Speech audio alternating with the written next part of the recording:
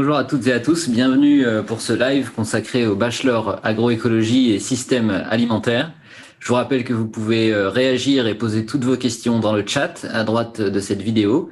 Le service communication et orientation de l'ESA vous répondra en direct et sélectionnera quelques questions pour mon invité en deuxième partie de ce live.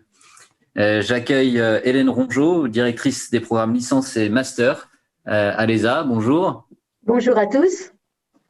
Et donc vous êtes toute seule, on n'a pas d'étudiants exceptionnellement pour ce live et pour cause, puisque ce bachelor est tout nouveau à l'ESA, vous allez nous en parler. Première rentrée en septembre prochain pour les premières années. Voilà, c'est ça. C'est ce qui explique que nous n'avons pas d'étudiants à nos côtés, mais nous ouvrons notre première promotion en septembre 2021 à Angers et sur notre site parisien. Alors, Hélène Rongeau, pourquoi ce nouveau diplôme et puis pour qui s'adresse-t-il ?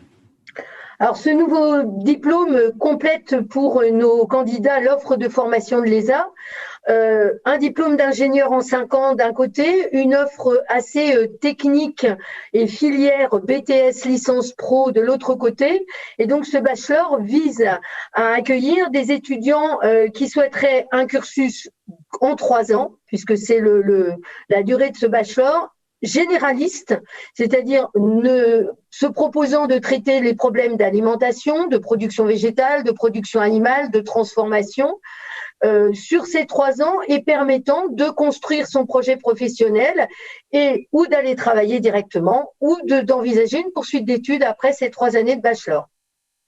Poursuite à l'ESA ou ailleurs, on en reparlera tout à l'heure. Oui, on pourra en parler bien sûr à l'ESA. La particularité, une des particularités de ce bachelor, c'est la pédagogie active, avec donc un mode projet très très important. Voilà, alors on a une réelle volonté de proposer une pédagogie un petit peu différente. Alors, dite pédagogie active, même si on considère que les autres pédagogies ne sont pas inactives, ce n'est pas le propos qu'on a. Mais c'est vrai que l'idée, c'est d'acquérir des compétences et des connaissances au travers de problèmes à résoudre et au travers de projets à mener. Alors, de plus ou moins grande d'ampleur qui augmenteront au cours des 3 années et de complexité qui augmenteront autour des 3 années.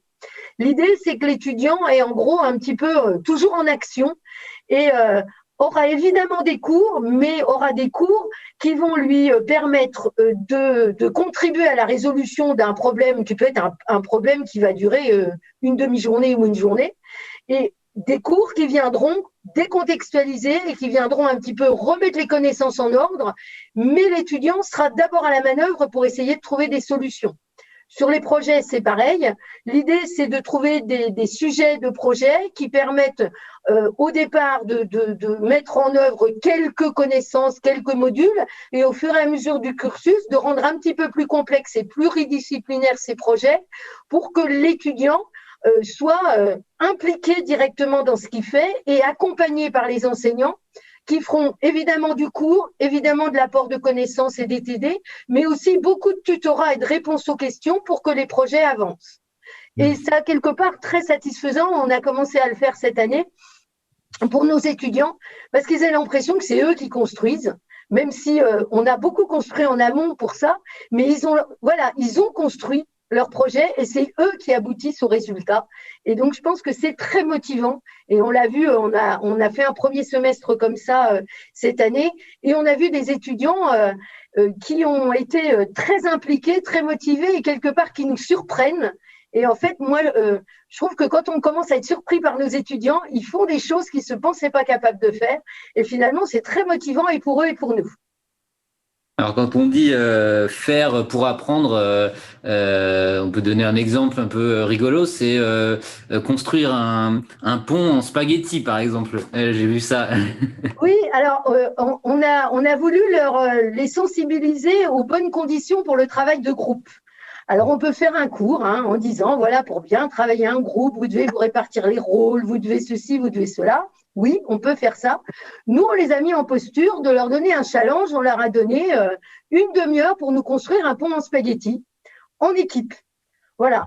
Et après ça, alors, il y avait des ponts en spaghetti qui tenaient plus ou moins, mais vous vous doutez bien que l'idée, c'était pas de construire vraiment un pont en spaghetti, c'était d'analyser la démarche qu'ils avaient eue, comment ils s'étaient organisés, est-ce que tout le monde avait pu donner son avis, est-ce que on a pris les problèmes dans l'ordre, est-ce qu'on a vraiment investigué toutes les solutions pour faire ce pont en spaghetti, ou est-ce qu'on est parti tout de suite sur la première qu'on a eue? Et évidemment, après, est-ce que ce pont tenait? C'était quand même un peu le challenge. Hein. Mais ce qui nous intéresse, c'est l'analyse des pratiques derrière, de dire, voilà, est-ce que votre pont, il tient ou il tient pas? Est-ce que vous pensez que votre groupe, vous l'avez bien géré pour faire ce petit exercice? Donc, ça prend 2 heures. Hein, on ne fait pas des ponts en spaghetti toute l'année. Mais l'idée, c'est vraiment de se dire, maintenant, analysez comment vous avez fait. Et analyser, ce que je trouve intéressant, c'est qu'on demande à chacun sa vision du fonctionnement du groupe. Et c'est là qu'on voit que certains trouvent que tout s'est bien passé, notre pont il tient, on a très bien travaillé. Et d'autres disent oui, notre pont tient, mais moi, je n'ai jamais donné mon avis en fait. Et donc, moi, je considère que le groupe n'a pas bien fonctionné. Parce que je n'ai pas trouvé ma place, je n'ai jamais réussi à donner mon avis. Donc, le recul à prendre, c'est comment on fait pour que tout le monde, quand même, puisse au départ donner son avis et comment on se répartit les rôles. D'une manière ou d'une autre. Voilà, avec chacun son avis, mais tout avis est intéressant. Et par exemple, est-ce que vous avez, je sais pas moi, est-ce qu'il y a un porte-parole pour votre groupe qui présente comment vous avez fait? Si vous avez besoin d'informations supplémentaires, est-ce que vous venez tous un par un nous demander quelque chose ou vous vous êtes organisés? Et tout ça, c'est la clé pour les travaux de groupe et les projets derrière. Donc voilà, ça, on a fait ça tout au début avec notre groupe cette année. Alors, on a eu des ponts qui tenaient plus ou moins bien. Mais évidemment, le but, c'était pas. Nous, on est plutôt dans la démarche.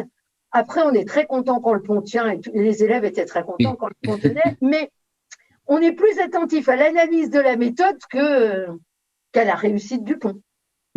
Quelque part, hein, faut le dire. Une autre particularité de ce nouveau bachelor, c'est l'ouverture à l'international qui est très forte. Alors, c'est vrai que notre envie et notre propos, c'est de générer, de mettre nos étudiants dans la curiosité et l'innovation. Ce bachelor, il a pour vocation de former des gens qui vont accompagner les transitions agroécologiques et réfléchir à de nouvelles manières de faire et accompagner ces nouvelles manières de faire. Et donc, évidemment, une dimension internationale, c'est important. On peut avoir des tas d'idées chez nous, mais il y a beaucoup de choses transférables et aller discuter avec des gens qui font différemment, c'est très intéressant. Donc, c'est vrai qu'au cours de ces 3 années de cursus, il y aura un semestre, le 2e semestre de la 2e année, en séjour d'études chez des partenaires à l'international, plutôt européen hein, pour ce niveau bachelor. Pays-Bas notamment. Alors, Pays-Bas notamment, où les Pays-Bas construisent un semestre autour de l'adaptation de l'agriculture au changement climatique. C'est un pays qui peut être très impacté par le changement climatique. Hein. L'école partenaire est installée 4 mètres au-dessous du niveau de la mer. Donc, on sent que si le niveau de la mer monte, ils finiront peut-être un peu humides, hein, même si il est très bon pour pomper l'eau. Hein. Et donc, comment l'agriculture va réagir avec de nouvelles variétés, avec de nouvelles pratiques, avec de nouvelles manières de nourrir les animaux, de nouveaux produits. Comment l'agriculture s'adapte à ce changement climatique avec peut-être alors trop d'eau à certains endroits et certainement pas assez à d'autres. Comment elle va s'adapter à des températures différentes et donc des sols qui vont vivre différemment. Et donc, le semestre-là sera autour de ces clés et ces réflexions d'adaptation de l'agriculture au changement climatique. Alors, pour l'instant, on a un partenaire. L'idée, c'est d'en avoir plusieurs à un terme. Mais comme l'ouverture est en 2021, c'est vrai que ce premier séjour, c'est un séjour 2023. Hein, donc, on a une première construction. Et je pense qu'on pourra avoir un choix de 2 ou 3 partenaires à choisir. Et donc, l'idée, c'est une expérience à l'international, évidemment parler anglais. C'est indispensable aujourd'hui, hein, de toute façon. Je pense qu'il faut se décomplexer avec ça et se dire qu'on en est capable. Et donc, on fera des langues étrangères, l'anglais pour tout le monde, une 2e langue étrangère et l'anglais qu'on espère relativement fluent quand on aura fini, quoi. Donc, il y a ce séjour. Et après, évidemment, il y a un semestre de stage en fin de bachelor, sur le deuxième semestre de la troisième année, qui pourra être un stage sur le territoire national ou à l'international aussi. Là, on sera un peu dans l'accompagnement du projet de l'étudiant. Où est-ce qu'il se projette? Est-ce qu'il est tenté d'aller voir au loin ou est-ce qu'il se projette sur un métier plus local où il y a évidemment aussi beaucoup de challenges de manière locale pour accompagner les transitions agroécologiques et la relocalisation d'un certain nombre de productions. Oui, les deux peuvent être intéressants à des échelles différentes. Ah oui. Mais après, c'est vrai que dans cette formation-là, il y a certainement au moins une envie d'aller voir comment les autres font un certain nombre de choses. Voilà. Ça me paraît… donc, beaucoup de curiosité et d'envie d'aller voir ailleurs. Et cette envie d'aller voir ailleurs au service d'innovation et de transition. En fait, c'est ça le cœur du sujet. Combien d'étudiants seront accueillis pour la première année en septembre? Donc, on a l'ambition d'ouvrir les deux sites. On voudrait 30-40 étudiants à Angers et à peu près le même effectif à Paris. D'accord. C'est-à-dire 70-80 étudiants au total, quoi. Et ensuite, donc, après ce bachelor, évidemment, il y a la possibilité de poursuivre pour celles et ceux qui le souhaitent en master vers d'autres cursus. Alors, évidemment, avec ce bachelor, on est crédité de 180 ECTS et donc on peut postuler pour aller dans une école d'ingénieur en 3e ou 4e année en fonction de son parcours, de ce qu'on veut faire. On peut postuler sur des masters. Nous, on a 2 masters à l'ESA, un master autour de justement du terroir et des produits locaux et de la valorisation et de la transformation des produits locaux qui s'appelle le Master Food Identity et un master autour de la viticulture et de l'œnologie, le Master Vintage et du développement aussi local et du développement du commerce des vins. Et là, évidemment, par exemple, si on ne veut parler que l'offre ESA, cette offre est accessible avec un dépôt de dossier, bien évidemment, et une construction quelque part de projet professionnel. Cette offre est tout à fait accessible au bachelor. Et si on s'arrête après le bachelor, est-ce qu'on peut donner quelques exemples de débouchés de métiers Alors, les métiers qui sont visés, c'est des métiers donc d'accompagnement des transitions. Donc, on peut être sur des métiers de conseil, si on veut être un peu concret, dans une coopérative, dans un négoce, dans une chambre d'agriculture ou pourquoi pas dans une collectivité locale, on peut avoir de l'accompagnement, par exemple, pour relocaliser l'achat des produits dans une cantine. On veut que les enfants des écoles mangent bio et local. Eh ben, comment on sélectionne les producteurs ou comment on installe des productions locales et bio pour les enfants des écoles. Donc, ça peut être sur des petites structures, sur des plus grandes structures. On peut aussi être dans une phase de sélection et d'expérimentation. Les étudiants seront capables d'aller accompagner aussi la mise en place d'essais et la mise en place d'expérimentations sur des innovations et des moyens de faire différemment. Donc, moi, les métiers principaux seront autour de ça, sachant qu'ils vont se décliner dans des cadres très variés. À l'extrême aussi, on peut avoir des gens qui ont des métiers technico-commerciaux. On peut avoir des gens qui se découvrent une fibre assez commerce, marketing et communication sur ces objets-là. Et comment finalement on développe des marchés fermiers, comment on développe des produits nouveaux, comment on développe des conseils nouveaux pour accompagner toutes ces transitions. Voilà, on peut… Alors après, on aura peut-être aussi des jeunes qui décident de s'installer. On en a certains en se disant pourquoi moi je ne m'installerai pas pour produire différemment. Il en faut. Il en faut aussi et on n'est pas… évidemment, on n'interdit rien. Voilà, donc tous ces métiers-là, des cadres intermédiaires, Bac plus 3, donc on est plutôt dans du cadre du management plutôt de proximité, évidemment. Mais avec pas mal d'autonomie et une capacité à prendre en main des projets. Voilà. Donc, on doit être capable à ce niveau-là d'être actif dans un projet de très grande envergure et soi-même de construire des projets peut-être d'envergure plus modeste. mais les étudiants seront formés à ça. Il y a des modules de gestion de projet, il y a des modules de communication, et donc qui permettent, au-delà du côté scientifique et technique qui est vraiment aussi porté par le bachelor, il y a aussi l'idée de dire comment on fait avancer ces problématiques-là et comment on les accompagne sur un volet aussi communication. Alors, je suis sûr que ce nouveau bachelor suscite des questions et des réactions des internautes. On retrouve Céline. Bonjour. Bonjour. Alors, en effet, pas mal de questions sur le chat en ce moment. Donc, notamment une question de Colline qui est assez active sur le chat et qui demande quelle est la différence entre l'école d'ingénieur et le bachelor et est-ce qu'il faut avoir le même niveau pour pouvoir intégrer l'une ou l'autre des formations? Alors, la différence, la première, c'est évidemment que là, on propose un cursus en 3 ans. L'école d'ingénieur propose un cursus en 5 ans qui peut avoir d'autres ambitions d'insertion en première insertion professionnelle. Voilà, c'est ce que je disais tout à l'heure. Un bac+3 va plutôt manager des projets de moyenne envergure. On attend sur un ingénieur une capacité de management de projets de plus grande envergure, ce qui paraît normal. Après, sur la différence, il y a une différence d'approche pédagogique, voilà, puisque nous, on va beaucoup être beaucoup dans les problèmes et beaucoup dans les projets. Sur le côté niveau, moi, j'ai envie de dire, il y a évidemment le niveau scolaire. On a tous envie d'avoir dans notre future promotion des élèves motivés, des élèves que ces problématiques-là intéressent. Et ça, je pense que c'est vrai pour les deux cursus.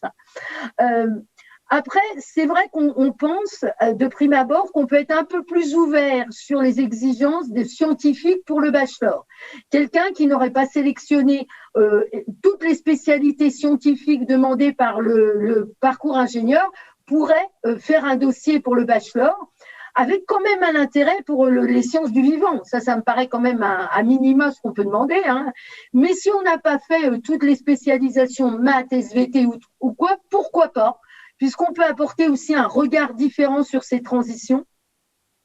On accueillera aussi très facilement des bacs technologiques, des bacs généraux, des bacs technologiques.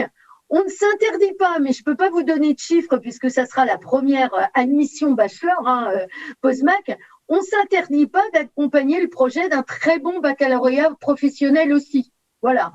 Après, il y a quand même un niveau scientifique, technique, un tropisme pour les langues aussi.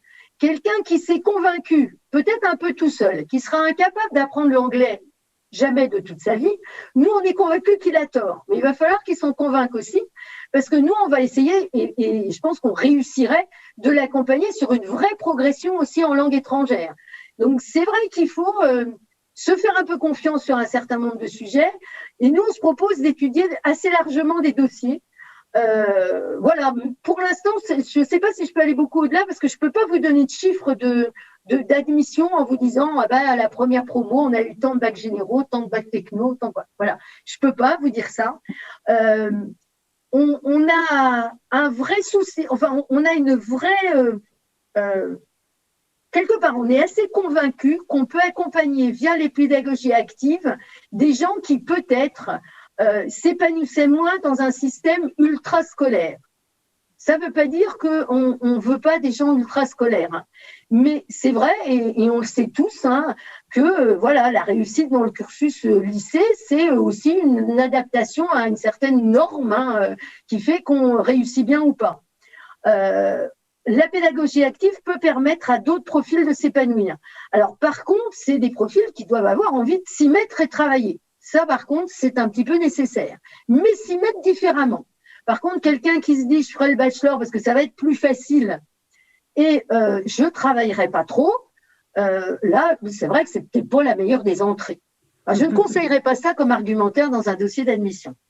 On va le dire. Alors, de la même façon, Hélène, là, on parle beaucoup, donc c'est le sujet de l'admission en première année. On peut également dire qu'il est possible de faire une admission intermédiaire à la suite d'un BTS ou d'un DUT génie biologique, par exemple. Une autre question qui nous est posée sur le chat.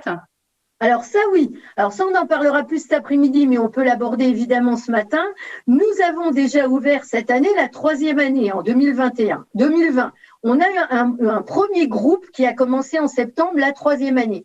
Et c'est vrai que là, nous avons accueilli des DUT, des BTS. Alors, DUT plutôt agroalimentaire, agronomie, mais par exemple, je peux vous donner un cursus un peu différent. Nous accueillons quelqu'un en ce moment qui a un BTS commerce international dans le parcours. Elle n'atteindra jamais le niveau scientifique et technique de ses collègues qui ont fait un BTS APV ou un DUT d'agronomie. On est d'accord. Mais sa volonté, c'est d'essayer de postuler pour le master vintage. Et là, on est en train de lui donner des clés et des bases scientifiques. Elle a travaillé sur les projets avec ses camarades. Alors, elle a apporté un peu plus sur le côté marketing et communication, parce que ça, elle était en avance. Elle parlait bien des langues, ce qui n'était pas le cas de tous les autres. Et elle a progressé en sciences et techniques, avec pas la vocation d'atteindre le même niveau. Mais son dossier est un dossier éligible au Master Vintage, puisque le Master Vintage recrute et des scientifiques et techniques et des gens plus commerciaux. Donc voilà. Par contre, c'est vrai que cette 3e année de bachelor, elle transforme pas quelqu'un qui aurait un parcours très commerce en quelqu'un de très scientifique. Il est aucunement question de magie, hein, donc voilà, ça on sait pas faire. Mais par contre, on peut adapter, et ça c'est vraiment des dialogues. Là, je vous parle de cette jeune étudiante Audrey. On a eu une vraie discussion avant qu'elle rentre sur comment on valoriserait ce qu'elle sait, qu'est-ce qu'on peut lui apporter, et qu'est-ce qui serait possible derrière et pas possible. Voilà, donc il y a une vraie discussion à avoir, parce qu'il y a les profils, j'ai envie de dire, un peu classiques qui sont toujours simples à conseiller, et puis des profils peut-être un peu plus atypiques qui vont venir vers nous en disant, voilà, est-ce que ça c'est possible? Et là, on répond très honnêtement oui ou non. Notre but, c'est quand même d'avoir à la rentrée des élèves qui se sentent au bon endroit, qui pensent qu'ils ont fait le bon choix, et que nous, on pense en capacité de réussir.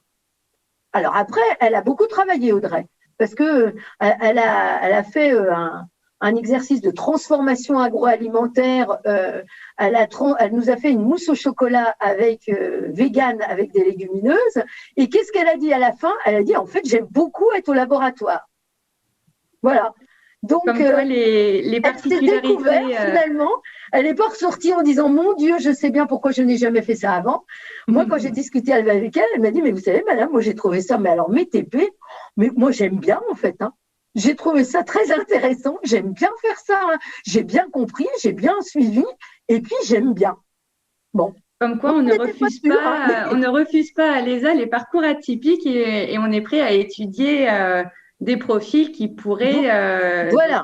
Pas forcément rentrer dans les cases au départ. Voilà, mais on étudie avec la préoccupation d'être capable de faire réussir. C'est-à-dire qu'il y aura des noms quelquefois en se disant, on pense qu'avec votre parcours, en fait, par rapport au métier que vous visez, les compétences ne seront pas du tout acquises. Et là, quelque part, ça ne va pas, parce qu'il faut quand même qu'à la fin, le but, c'est pas de mettre l'étudiant en difficulté. Oui, exactement. Et puis qu'il soit inséré dans le monde du travail derrière avec des compétences, alors des deux débutants évidemment, mais des compétences qui sont à peu près quand même acquises, quoi. C'est quand même important. Hein. Alors Hélène, j'ai une autre question aussi par rapport à la reconnaissance du diplôme. Qu'est-ce qu'on peut dire? Est-ce que ça équivaut à un grade de licence? Est-ce que c'est reconnu à l'international? Alors, au stade où on en est, nous avons fait la demande de grade L à nos organismes de tutelle. Donc, le dossier est fait. On l'a fait dès qu'on a pu, puisque les bachelors n'avaient pas quelque part de mode d'emploi pour demander le grade L avant. Donc, notre dossier est déposé, il est étudié et nous n'avons pas encore la réponse. Nous devrions avoir la réponse sur l'attribution du grade licence au bachelor, j'espère avant janvier. On nous avait dit 15 novembre. Alors, je ne dis plus rien puisque nous sommes le 12 décembre et nous n'avons pas la réponse. Donc, je pense que tout le monde fait de son mieux. Mais donc, le dossier est déposé au stade où on en est. C'est donc un cursus qui vous donne 180 ECTS qui sont donc crédités et qui peuvent faire l'objet de demandes de poursuite d'études, hein, qui peuvent être utilisées pour une demande de poursuite d'études. C'est donc un diplôme établissement. Et on est en attente de cette réponse de grade licence que nous n'avons à ce jour pas, mais que nous devrions avoir, je pense, j'espère avant Noël. Très bien. Voilà où nous en sommes, très factuellement. Eh bien, et j'ai une dernière petite question Oui, par rapport aux effectifs. Par rapport aux effectifs, Hélène, que l'on prévoit sur Angers, sur Paris? On s'est dit entre 30 et 40 dans chacun des sites. Ça fait entre 70 et 80 étudiants sur l'ensemble. Voilà, entre 30 et 40 à Angers, 30 et 40 à Paris. Ce sont nos prévisions faites. Voilà. Je ne sais pas quoi dire de plus. Très bien, c'est tout de mon côté.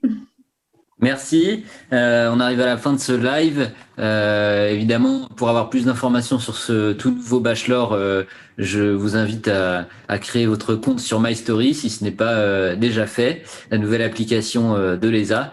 Merci Hélène Rongeau, merci Céline. Et merci beaucoup à vous.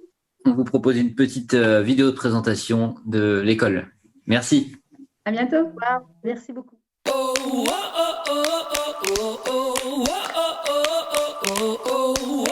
L'ESA, c'est une école d'enseignement supérieur avec plus de 115 ans d'histoire dans les domaines de l'agriculture, de l'alimentation, de l'environnement et des marchés. 115 ans d'histoire, ça veut dire environ 150 000 étudiants formés au sein de l'ESA depuis 1898. On est un GAEC de 4 personnes, mes parents ont tous les deux fait l'ESA et mon mari du coup il est ingénieur géologue et il a refait un BTS Axe au sein du groupe ESA juste avant de s'installer en fait. Aujourd'hui, l'ESA c'est 2500 étudiants, apprentis et stagiaires répartis sur plus de 50 formations différentes, en temps plein, en alternance ou à distance, en lien avec 5 unités de recherche. Moi quand je suis rentrée à l'école, à la base je voulais faire environnement. Et puis au bout d'un an, je me suis dit qu'en fait l'agroalimentaire c'était pas mal. L'avantage en fait c'est qu'on fait un stage tous les ans, donc ça nous permet vraiment de nous confronter au milieu. On a eu l'opportunité de faire notre master à l'étranger. J'ai choisi le premier semestre aux États-Unis, à l'université du Wyoming, et ensuite deuxième semestre au Mexique.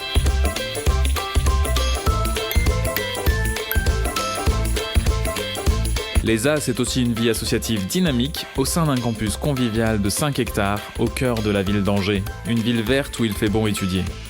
Où que vous soyez, l'ESA vous offre une solution pour vous former ou vous perfectionner.